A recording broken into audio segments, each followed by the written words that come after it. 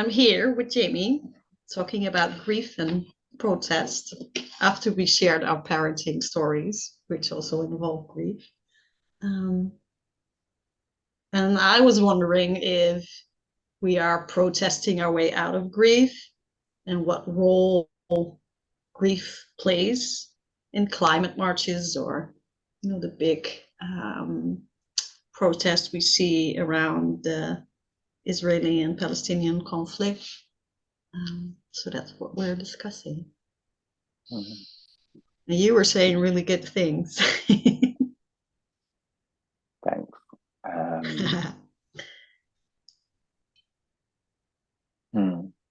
I was mentioning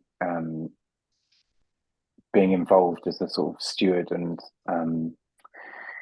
supporter of the youth climate marches when they first began, where we live here in Bath, and which were the Fridays for Future marches, and how young people just came and they marched and the attendance grew, and there was a small group of them sort of organising the logistics of everything, and they had speeches. Anybody could come and talk. There was a sort of megaphone, and it was really moving and powerful, because it wasn't curated. Nobody was trying to say something to make a point. They were saying how they felt about this thing that was happening in the wider psyche of the world. And then when the adults came in and took over, or not took over, but they did take over, then it became more curated and more and the sort of the honesty, I think, of the grief and the confusion and the, there's like, why are we in this mess? Why are people not seeing? And that's, from the young people, whereas I think with adults, there's a sort of using protest as a form of politics to try and drive change, which is a different kind of protest. And I think we were talking and messaging each other about, what if protests moved to a clearer form of being a space for grieving, and being a place for supported rage. And how would that be different? Like, rather than marching, would it look like, everybody bringing chairs instead of banners, and just sitting at a crossroads and making a circle and just like, this is how I feel. And letting that grief for the world and the way it is really touch us and move us, and be in the powerlessness of it, because I think that is part of the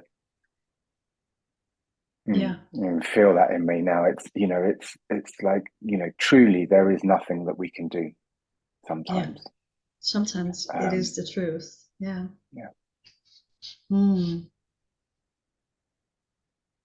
And I think paradoxically, the truth is that when we acknowledge that and really live that and live into that, what happens is it changes. But it's not through effort that it changes through practice.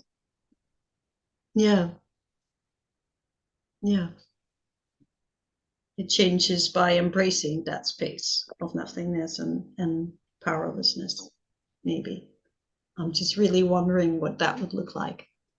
If we could get, there was a climate march in Amsterdam yesterday, 800, 900,000 people. And what if we was all, if 900,000 people sit in that grief and powerlessness, and what would that be like?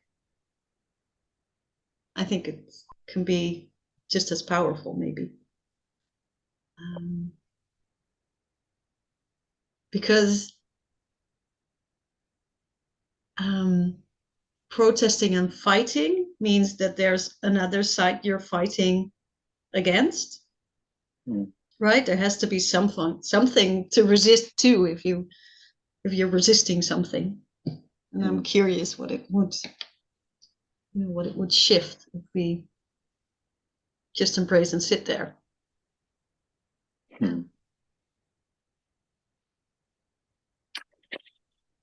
So it reminds me of the beginning of our conversation about parenting, and it just reminded me of the one of the practices that I have is that when I can feel that resistance is futile, as in like, you know, one of my children is in one place and I'm in another place, and we're just kind of, you know, sometimes you just have to sit the fuck down and breathe and give space and just go, this is how it is. And there is no way that we can get ourselves out of this right now. Yes. Yeah. Yeah. Yeah. Yeah, you have to step out of that dynamic sometimes and just be with what is. And I try to teach my kid that, definitely. But sometimes you just have to like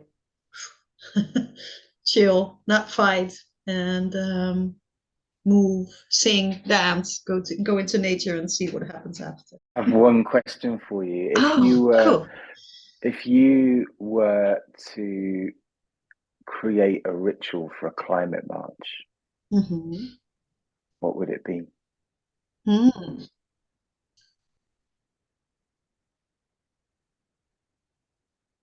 I remember going to a Black Lives Matter protest here during COVID, and we just had crosses on the square to have, equal distance, and everybody was just sitting and listening to people speaking about their pain. So I think the signal of sitting with, being with pain would be in it. And that can be just, on squares and circles. Just listening to pain and holding each other in that pain would be something I would add. And I would also sing, move, dance with pain. Because I think that is one of the ways that you can kind of grieve in a way that you don't get stuck. Sometimes you see people, going like this with their pain, and it's a way to not get stuck in it and to be able to move through it. Yeah, I would add lights, songs, movement, and a moment of complete silence to just say, this is our pain, and be with that. Thank you. You're welcome.